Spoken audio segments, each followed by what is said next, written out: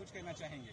देखिए, जिस तरह से केंद्र सरकार की एजेंसियां जो ये ईडी है, सीबीआई है, एसीबी है और तमाम एजेंसी जिस तरह से इन लोगों ने हमें इलीगली अरेस्ट किया, आज ये बहुत बड़ी जीत है, अल्लाह का करम है और लोगों की दुआएं हैं। और कोर्ट का मैं शुक्रिया अदा करना चाहूँगा कि उनकी इंसाफ मिला। और जिस तरह से आपने देखा कि अरविंद जी को, मनीष जी को, सत्येंद्र जैन जी को, संजय सिंह जी को और मैं खुद अब जेल से बाहर 2 महीना 3 दिन में, मैं 2 सितंबर को इन लोगों ने मुझे अरेस्ट किया था और आज 2.5 महीने में मैं जेल से बाहर। तो ये दिखाता है कि किस तरह से प्रताड़ित करके, दबाव बना के ये राजनीति कर रहे हैं। मैं यहाँ 2 महीने से ज्यादा रहा, एक दिन भी मैं बाहर नहीं निकला, एक दिन भी मुझे बाहर निकलना पूरी तरह से बंद था।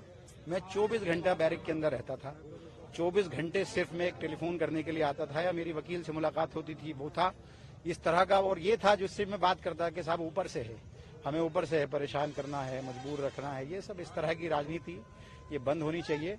और मैं अपने अरविंद जी का और पार्टी के तमाम लीडरान का, वकीलों का और जिन लोगों ने मेरे लिए दुआएं की, मेरे इलाके के लोग और मेरे साथी जिन लोगों ने काम किया, उन सब का मैं शुक्रगुजार हूँ। और अल्लाह का मैं शुक्रगुजार हूँ कि आज मैं सही सलामत बेहतरीन, मतलब 2 महीने में मेरी रिहाई हो रही है। और ये इससे बड़ा तमाचा इनके ऊपर कोई नहीं हो सकता, ईडी के ऊपर। और ईडी जिस तरह से काम कर रही है बगैर सबूतों की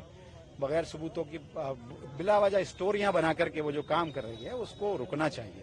कानून है, संविधान है। संविधान को देखते हुए ये सब चीजें उन्हें नहीं करनी चाहिए। जिस तरह से इलीगली वो अरेस्ट करती है, घर में आ जाती है, सेक्शन 50 के नाम पर वो घुसती है, अरेस्ट करती है, ले जाती है।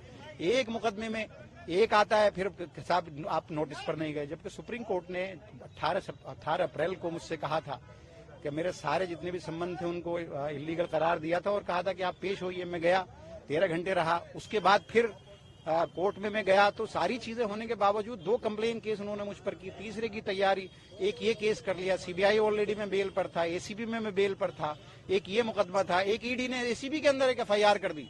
ईडी का जो आईओ है विजय कुमार, उसने एसीबी के अंदर एफआईआर कराई। तो आप ये देखो कि एक केस, और वो भी इरेगुलरिटीज का केस, कहीं करप्शन नहीं। मैंने पूछा, जब मैं पूछताछ पे, जब 7 दिन की मैं इन्वेस्टिगेशन पे था, तो मैंने पूछा था आईओ से, मुझे ये बताओ कि भाई पैसा कहाँ से आया, मैंने पैसा किससे लिया। तो वो मुझसे कहता है कि पैसा तो आप बताओ किससे लिया। तो मैंने कहा आपने मुझे अरेस्ट भी कर लिया, 4 लोगों को मुझसे पहले अरेस्ट कर रखा, आपको यही नहीं पता कि पैसा कहाँ से आया। और किसी एक जिस एम्प्लॉय को मैंने रखा या मेरे टाइम में रखा तो मैंने नहीं, रिक्रूटमेंट कमेटी ने रखा, उनको आरोपी इन्होंने नहीं बनाया, सीबीआई ने आरोपी उनको नहीं बनाया, जो रिक्रूटमेंट कमेटी थी उसके जो चेयरमैन थे उसको नहीं बनाया, मेरा कोई रोल कहीं से कहीं तक नहीं था। तो मैंने कहा किसी एक आदमी का स्टेटमेंट है कि उससे पैसा लिया गया, कि साहब नहीं है, तो फिर क्यों अरेस्ट कर रहे हो, क्यों हरेस कर रहे हो, क्यों हरेसमेंट कर रहे हो। पूरी आम आदमी पार्टी को ये लोग तोड़ना चाहते थे, पूरी आम आदमी पार्टी डटी रही, हम लोग डटे रहे, हम टूटे नहीं। एक दिन नहीं, 1 महीना नहीं, 2 महीना नहीं, साल भर नहीं, पूरी जिंदगी अगर जेल में रहना पड़ा तो हमें कोई दुख नहीं है। हम जानते हैं कि हम लोग ईमानदारी से काम कर रहे हैं। और आज ये इस बात का प्रमाण भी है कि इलीगली किस तरह से आज इनको जो है वो चार्जशीट को संज्ञान तक नहीं लिया गया और आज मुझे बाकायदा रिहाई हुई। लगभग सभी जो लीडर्स थे आम आदमी पार्टी के जो जेल